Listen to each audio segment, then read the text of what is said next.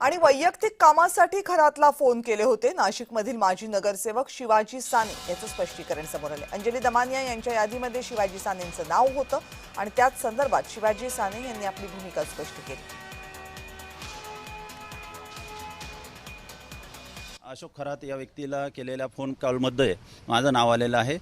निश्चितपणे त्याचं माझं एक 7-8-10 वेळा बोलणं झालेलं असेल आणि मी भेटलोही त्याला। पण भेटलो ते त्याची 2 ते 3 मुख्य कारणं होती। त्यातलं एक कारण होतं 4 वर्षापूर्वी आमचा एक मित्र घरातून निघून गेला होता रागाने आणि त्यावेळी आम्हाला असं वाटलं होतं की तो सापडत नाही आहे, म्हणून कदाचित अशोक खरात तो कुठं आहे काय आहे ठाव ठिकाणा सांगू शकेल यासाठी आम्ही त्याला संपर्क केला होता।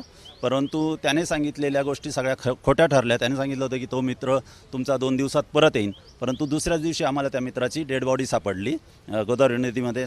त्याने आत्महत्या केली होती।